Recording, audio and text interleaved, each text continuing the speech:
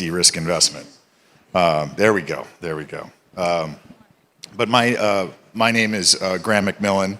I am the CEO of the IDB Group. So this is officially the launch of the Future Caribbean. This is officially the launch of the Future Caribbean Buildathon. And this is an exciting opportunity because Sustainability Week, as you've now learned, is really where the best of the private sector and the public sector come together, and where we develop solutions at scale. And obviously, our colleagues at IDB Invest finance a lot of the solutions at scale with partnership with commercial lending institutions and companies, but also, of course, in partnership with government. But these ideas that are being financed at scale have to come from somewhere, and that's what we're here today to talk about, is how do we actually come up with the next generation of new ideas. I'm going to share a little bit more about the Future Caribbean Buildathon. It's basically going to be an ongoing hackathon and innovation challenge, and my panelists will share a bit more about that. But today we're kicking it off. And we want to basically be able to cover some of the challenges that we're facing, some of the approaches that we can use to overcome them, and how do we drive this to basically repeatability and replicability and scale. So with that, I'm going to do a very quick overview of my role at the lab to give you context of why this matters for our panelists here. So when we think about these pressing challenges and these solutions, we're trying to identify, meaning at the IDB lab and the IDB group, who are the entrepreneurs, who are the innovators, and what are the challenges that they're seeking. Part of the idea, though, is that we have to build the ecosystems that support how these ideas go from concept to execution, and what are the institutions that are necessary to help nurture them and build them, whether they're accelerators and incubators. So I think there may be a continuum that we're going to talk about here, and I would love for you guys to walk me through that. But essentially, bringing these ideas to form, but they have to be investable for the lab. Ultimately, we have to basically place capital, ideally pre-seed, Series A to Series C. Then that becomes part of the conveyor belt that goes to IDB Invest. What we're doing here today is really talking about where do the ideas come from, and we want to make sure that they're addressing the challenges that we see in this region. So with that, I want to introduce our panelists, and I'm just going to go by name, and then you're going to do your deep dive on your bios, if that works, okay? So Lily Dash, of course, is our co-founder and CEO of Acti Advisors. Now we have Maria Serafica, if I'm pronouncing that correctly? Serafica, sorry, my apologies. Mark Castleman, and then last but not least, Lynn Dye. These are the panelists that are going to tell you about what their companies do, their backgrounds and their bios, and I'm going to tell you a bit more about the Buildathon that we are launching here today. So with that, I'm going to turn it over to each one of you from my left all the way down the road to just give us a little bit more about you. Hi, good afternoon. Nice to be here. Thank you so much. My name is Lily Dash, and I'm co-founder of Acti Advisors and Future Caribbean. And my background is in law, it's also in tech, it's also in Web3 and crypto, and now now we have this Buildathon that's come along in the last 8 weeks pretty quickly. But I just want to explain really, just to give an overview of what we're doing. So the Buildathon is a global agentic AI Buildathon. Agentic AI Buildathon. It's global, meaning it's open to all teams all around the world. So it's not just a Caribbean? No. Okay. The challenges are Caribbean challenges, right? Global solutions for the Caribbean. It's global. It's a hybrid. So we've got 10 tracks: AI for food security, AI for finance, AI for blue economy, AI for disaster coordination. I won't go through all, but you can go to futurecaribbean.com, and that will really help you to just get through this presentation. The really cool thing about it is we have you guys as partners and have been so incredible in the formation of this. This is why IDB is so important, because I've ongoing discussions with Siobhan at IDB over years, right? Months, for ideas like this to come around. Then you combine it with what we're working on in California in tech. But we have a company, Acti Advisors, that's based in California that advises global tech companies. Mm-hmm. So innovation happens at the intersection of two different worlds. We took that world and we're taking this world, and the Buildathon is live and kicking in a big way. Right now. In a big way. We've just launched it. Applications just opened, but this has come. I haven't done one pitch. I don't even have a pitch deck because I haven't needed a pitch deck to raise the capital for this. And private sector have come in for all the cash prizes. We have incredible compute, like publicly traded compute companies that have onboarded the compute. And the way that it works is, so we're going to have a four-week application process, right? So anybody can come around and apply. They can be sole founders, they can be working in teams. Then we're going to get all the ideas, and we're going to get what their capabilities are. And then we're going to give 50 teams for 3 weeks a significant amount of compute to build these agentic AI systems in these areas.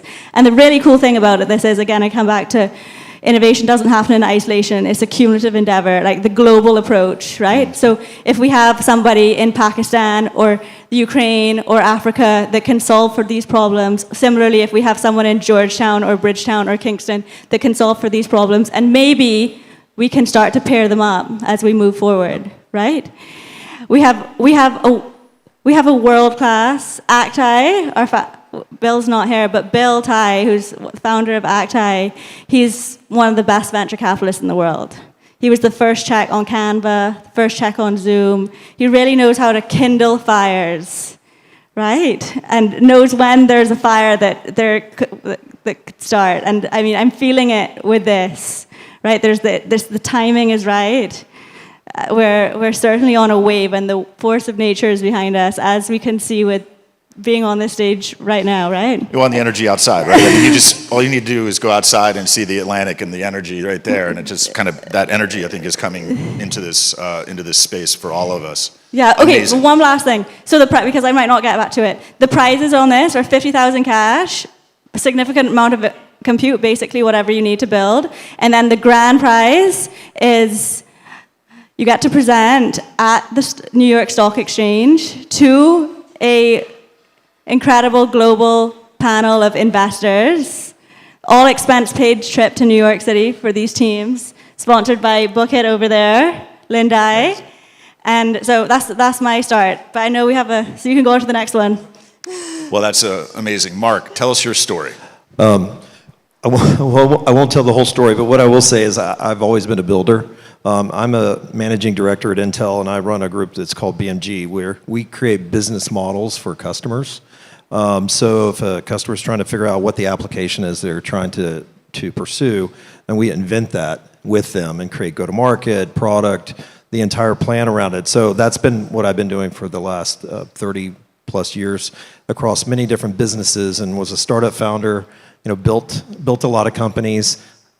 Many of them failed, and raised a lot of money and lost some money along the way. So there's a lot of up and down through this build cycle. And I have a degree in architecture, which is really kind of strange. So, been a builder the whole time. So I love this topic. I love the idea. And I think one of the things that I would just say very briefly is that AI is a huge accelerant to all of these kind of modeling approaches that you can imagine. So it's driving out the moats and the complexity, and allowing anybody to get in and find and discover and surface a solution very quickly. So I think what we're going to see is a massive acceleration of problem solving, and that in and of itself is a sustainability feature, because you take a lot of friction out of the machine and suddenly things get solved faster, quicker, for less money, et cetera. So the whole system is accelerating very quickly. So I always advise people, dive in, unlearn what you learned or what you thought you knew about how systems work, and be open to looking at how the systems will work going forward. And then I think that you will see solutions emerge much more quickly than before. I love the architect. I actually was going to be an architect too, until I realized how you should be damn glad hard that you weren't. It's a frustrating experience. We'll trade notes on that afterwards. But thank you. Maria, please share your story. What brings you to the stage? First of all, it's a pleasure to be here. Thank you for inviting me, Lily. And I'm a CFO of two companies. The first one is Umedics, which is a telemedicine, teleradiology company based in the US, operations in the UK and India. But I'm also the CFO of Acti Global. And Lily mentioned that Acti Global is one of the supporters of the hackathon, and we're a sponsor. And Lily and I are also together and Acti advisors. So we have a lot of worlds overlapping and with Buildathon as well. So Acti Global is an interesting kind of component to this because we actually produced Extreme Tech Challenge back in 2014, and we ran it until it became its own nonprofit in 2020. But the lessons from Extreme Tech Challenge, which became one of the biggest tech competitions in the world, all the wisdom and all the data and all the processes that we learned to do a competition will now be downloaded to Lily and the hackathon and this Buildathon, and we're very happy to support that. So just as a brief example, the Extreme Tech Challenge had thousands of applicants, and so we learned how to basically intake the applicants because that's the first thing. And then you have to really build an ecosystem. It's VCs on one side, it's sponsors, it's the applicants, it's the judges, then it's the venue and the production and the budgeting. And all these have to come together seamlessly. In our semifinals, top 10 companies went to the CES, pitched at CES, which is one of the largest consumer technology trade shows in the world with 100,000 people. And the top 3 got to go to Richard Branson's Necker Island, where we had the finalists. So initially, we were modeling it like a Shark Tank, and they have 10 minutes to pitch. And so the top 3 went to Necker Island, and from there, many companies emerged that basically got the help from the community. And ACTI, by the way, stands for athletes, conservationists, technologists, artists, and innovators.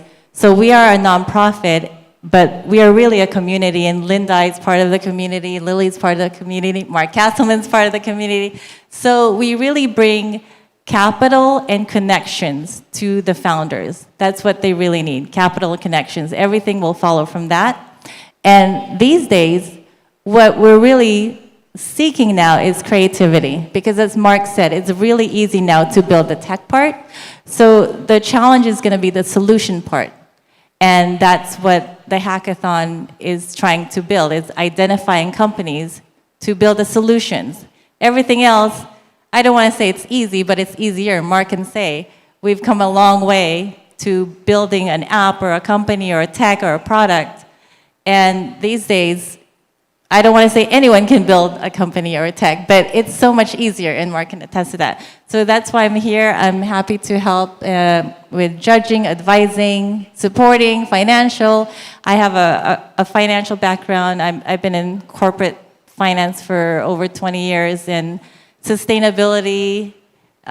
We exited a company with renewable energy company. Now, the mission of Acti Global, actually, one of it is ocean conservation, and we'll be talking about that in the vertical. But thanks for having me. Lynn, why did you first, of course, share your story, and then tell us why you joined this community? Yeah, absolutely. So I'm Lynn Dai. I'm CEO of a company called Book It. Been in the Acti community for over 10 years. And, when Liddy, we build next-gen travel and reward systems for some of the biggest companies in the world, for American Express, for Princess Cruise Lines, for Hyatt Hotel Group, all-inclusive collections. So we understand travel very well, right? So when Liddy brought up this idea, I got very excited for a couple of reasons. The Caribbean nations, for some of them, travel and tourism is 25 to 50% of GDP. It's a huge component of the national kind of income, right? So the challenge is really like there's really two platforms, right? Like travel booking is kind of a duopoly that's run by Expedia and Booking. And like, I got very excited because AI is like the first time in 20 years there is a way to potentially disrupt and have the local businesses keep more of the money that consumers are spending. So that's one. And number two is, this is something that is going to take a village. Caribbean challenges should be on the world stage, so that's why we kind of brainstormed this idea really and worked on it for weeks and weeks, and then basically have this opportunity to fly the best teams in the world that is coming up with a great solution to pitch at the New York Stock Exchange, right? Like arguably the biggest place for where capital and innovation like comes together. So just very excited to support and be part of this journey. Well, Lynn and Maria, thank you for your leadership in making this happen. We're going to pivot to the Buildathon challenge and some of the verticals and the elements of that. And I think you're going to, both Mark, you and Lily, going to describe with a little more detail what the Buildathon looks like. We talked about some of the elements, the time frame, but what are some of the challenges that you foresee being so solved? it's really interesting. We haven't launched the site. Only, a few people in our ecosystem have seen it. They've been working on it in the community, but we're going to go public today. We're public here. But it's been really interesting to see what the top tracks are, right? And the top track for the last 6 weeks has been finance. So the Caribbean, I'm from the Caribbean. I was born actually on this cliff, right? I was born like 5 minutes down the street on this cliff. Amazing. So I was born in the Caribbean, but I'm also of this world, right? So I really care about the Caribbean. And we're so fragmented. We're fragmented, the finance, we pay for it, quite literally. Every time I need to, we spend 5.9% to send a payment from Barbados to Jamaica or Jamaica to Guyana. I mean, the math is not mathing on that, right? We can create, like now with agentic AI systems, we can create like 4x networks of exchange, and it's very interesting to see what's coming up, like with stable coins. Crypto was built for this moment, right? And so that's one, right? Can we create a network throughout the region that is a liquidity network that works?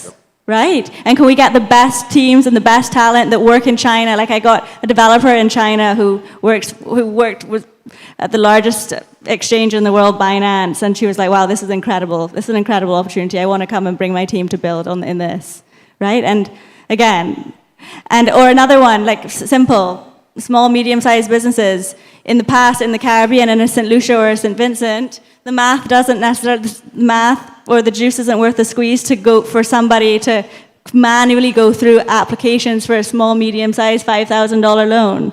But when you can start crunching data like cell phone data and bills and all of these things in seconds, like Mark, the other day, we did a podcast, and he was like, the really interesting thing about AI is we can bring time down to zero. And what does that mean for economies? What does that mean for companies when you can bring decision-making down to zero? And what does that mean for the Caribbean when you can bring decision-making down to zero? Like in the past, the simplest applications would cost us millions of dollars. We might pay for them, they get here, and we realize that they're a round peg in a square hole, or a square peg in a round hole, right? How many times does that happen?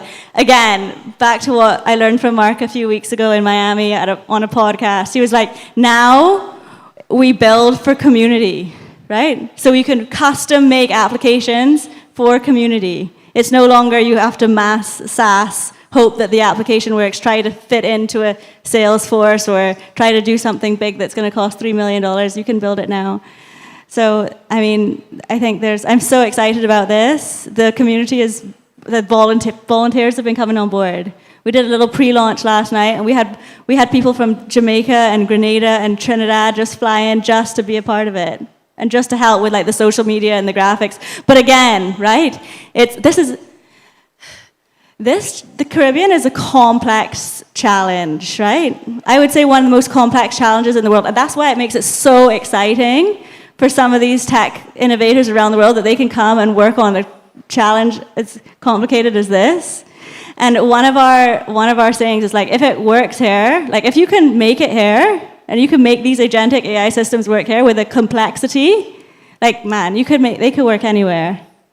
And so hopefully, we end up back where we started at the New York Stock Exchange with one of these awesome companies. And while we're doing it, we can help transform a region. We have a little bit of a discussion section towards the latter half of the session, and I have a lot of follow-up. I have some existential questions to follow up on here. But Mark, maybe walk us through, so like, how does the process work? So you got all these teams, I'm glad you asked ideas, that. First of all, I'm definitely a process guy. I'm a systems guy, and so my brain, as an architect, like I walk in, I start removing the materials from the ceiling to see like what's the structure behind it, and so I tend to do that with business model formation, and so I think that first of all, there's a lot of problems, there's a lot of opportunity, and individually we may have passions for solving these things, and so. The beauty of AI is that you really compress time, as Lily was mentioning. You get all of the information is available to you immediately. And so what do you do with that? And that removes a lot of ambiguity out of what the solution is, and now you actually have to go do it. So you can get to action faster, and you can iterate a million and a million and a million times. And so I think the last study I read that the average large-scale model has an IQ of like 180 or 200. So if you imagine that you have, 1,000 partners in your deal, your company, your solution, working with you to help you solve a problem, the likelihood of it getting solved is very high. So once you have that model, that framework, that construct, you now have to go do it. And so the doing is a human reality. That is getting out there and doing it. So as Lily and I talked about on this podcast, in some way AI makes us more human because the action becomes more important. And the thinking is also very important, but it's done. So now we have to go do stuff. And I like that. I like that aspect of it. So I think that in certain areas of the world where doing matters, then that becomes your key differentiator, and it's very valuable. And so folks that do are getting a lot of attention. Hardware markets, computer hardware markets, physical activities are becoming more and more valued, and digital is becoming more and more accessible. So that accessibility is spreading it out to everyone, and the differentiator is the action. So I think that that's the fun part of the building. This is going to be I'm going to pivot right into the Q&A at this point, because I think that you got to kind of roll with what the energy brings, and I think For Lynn, you, and for you, Maria, you've founded companies. Did you find them with the intention to be AI native companies? No, right? You were trying to solve a problem. How do we avoid over-indexing on using the approach, meaning the tool of AI and all of the models and the data that go into it, to being the path, as opposed to still going back to what is the problem we're solving? That's kind of what the Buildathon is about. The AI is just the enabler. It's not the solution in and of itself. How did you approach that in your own entrepreneurial journeys? So one of the examples, we're actually working with a company now that started as an AI company. They said, we're going to be an AI company and we're going to do X, Y, Z. But what happens throughout the journey of the company is they actually then start to test the product with the customers, the users. And the users actually then change the path of the founder sometimes, or the product. Because, like I said before, you have to solve for something. What are you solving for? And maybe your first iteration is you think you're solving for this. But then your users and your survey, when you do product development, your users are saying, no, we don't want that, we actually want this. And so you have to shift, and that's what Mark's talking about, is now you have all the tech, everybody has the same tech available. So it's really, how do you use the idea of solving that particular problem uniquely? That's why I said creative was my third C, creative.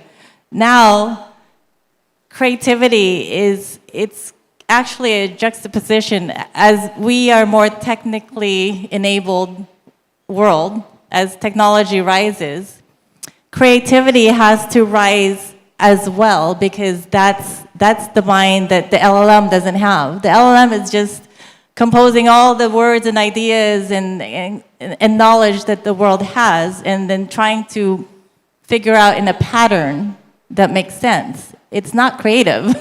AI, the LLM is not creative. So when people think, oh, you know, AI is going to take over my job, it's going to take over the artist.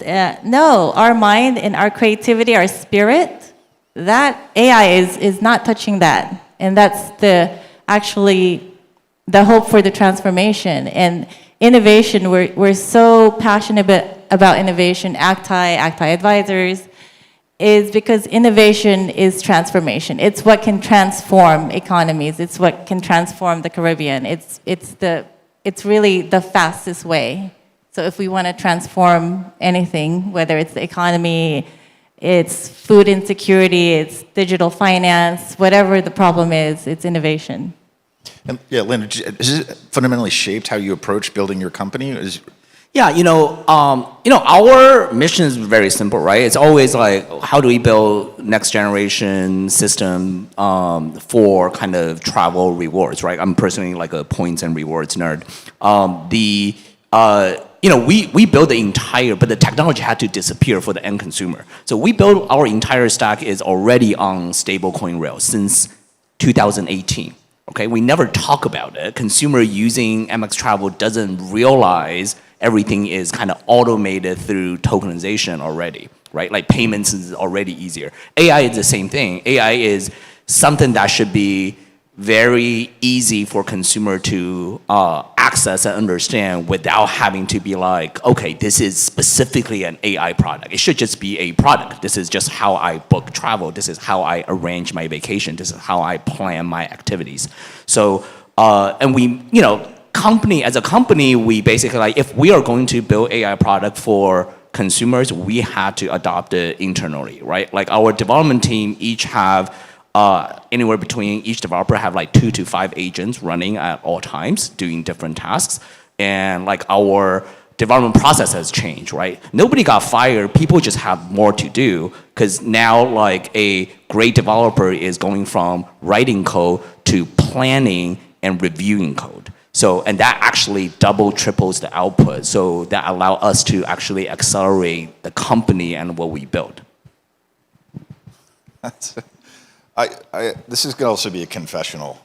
I'm totally freaked out by everything you guys have just talked about. I'm supposed to understand everything that you've just described. I mean, I get the passion and the sort of alignment to solving the problem.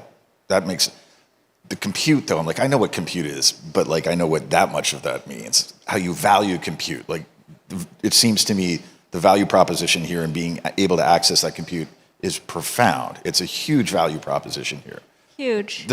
Huge. And how do you value that relative to what I'm traditionally used to is mind-boggling to me. I think the thing that I would love to hear from each one of you in this process is the intent on solving the problems is there. How do we help kind of make this owned by the community too? Yeah. How do we make it so that Barbados has a perpetual Buildathon? Yeah. Right? I mean, you have a vested interest in this. We want to do these all the time. We want to advance the culture in this direction. This is the first of one of its kind, and it's the bet. Like, I couldn't dream of a better team. We've got Intel sitting next to us. We've got the biggest, the founder of one of the founding team members of the biggest tech challenges in the world. They've deployed $5 billion, raised $5 billion for their companies. It's the largest. And then we just got a partner last week, DMZ, who's like second runner-up to Extreme Tech Challenge. They've done $4 billion. They're out of Toronto, and even though I'm sitting on the stage with the best, right? And we've got New York Stock Exchange.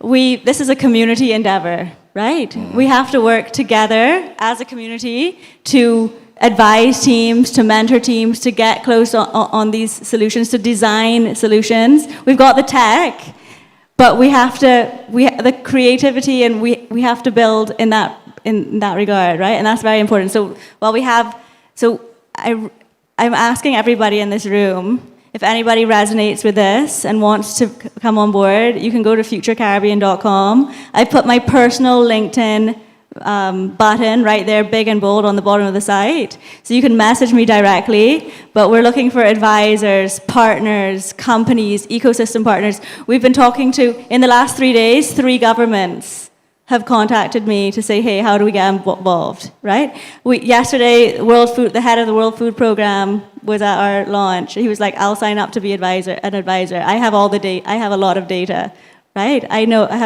So we need those, we need IDB and institutions like IDB and the large corporates that are here, and we need private sector who have challenges, that want to solve challenges, and we need local talent.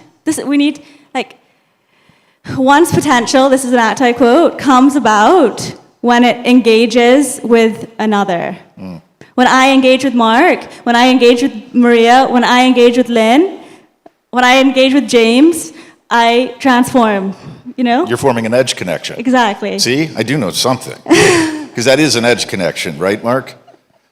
Yes, that's a edge intersection. So the other thing I would say is that, from a business modeling perspective, you think what's happening is that, compute used to be clustered, and it used to be aggregated, and it used to be centralized. And we used to rely on that to solve some kind of local problem, which is kind of difficult if you think about it. It's very far away.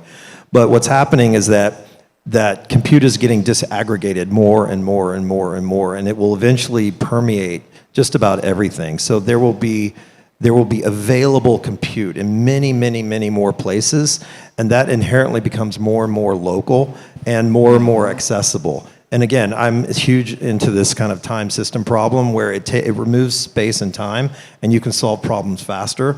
And the folks that see that future system as the way to do that will be able to deliver solutions very quickly. And I think that is an enormous opportunity because it's available to everybody. It's right there. It's very close at hand. So creativity is everything.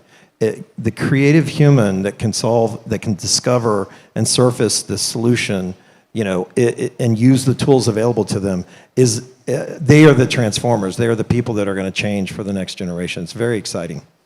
It reminds me, there's a gentleman by the name of D. Hock, who's often regarded as the founder of Visa, an organization I know well from my own past, and he framed this concept of the chaotic organization. If anybody knows anything about it, I strongly suggest you researching it because it really talks about, in many ways, Mark, what you just described, where there's loose organization, and it's actually very freeing.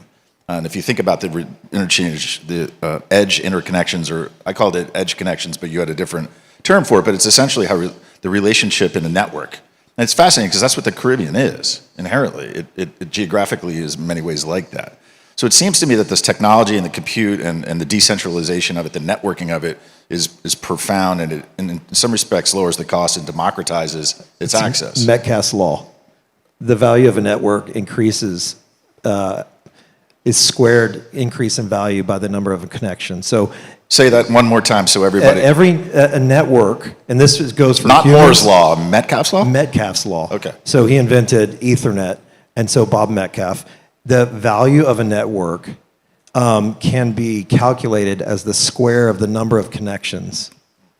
So if you just simply think about your own human existence and you go create more connections, each time you add one of those connections and you square the total value, that's the value of your network. So and it's because of the layers of connectivity. And this is not a theorem. This is sort of a mathematical fact about network value. And so to your point, she connects with me and I connect with this person. Yes, it's a connection and intersection, which I use, but it's a fascinating reality and it's available to everybody. Amazing. I've never heard of Metcalfe's law, but that's a huge takeaway, I think, for all of us. It's why we're here in Barbados. It is why the network matters and the emotional intelligence humans require to interact with other humans. I'm going to ask each one of our panelists to end with one takeaway that, if you're in the audience, you'll remember, oh, that's what Lynn said. That was Lynn's message, his gift to me. So do rapid fire, and then we're gonna wrap it up. So Lynn, we'll go this way and work across. Yeah, I think we want to work with the community. We want government and private sector participation. So please go on the website and join us. Takeaway, if you're a founder, we're here to give you capital, connections, but you have to supply the creativity. Be creative and take action. Join us. With that, I want to thank the panelists. Get involved, go to the website, and many thanks for your passion and energy. Thank you.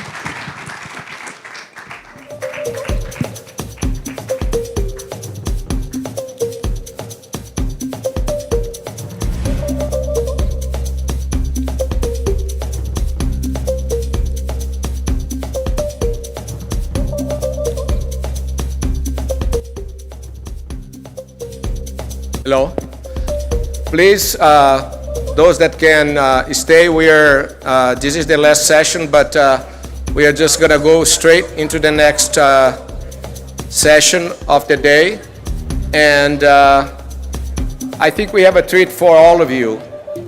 And I have a very easy job today, which is to introduce our keynote speaker for this evening, Mr. Arminio Fraga. Arminio is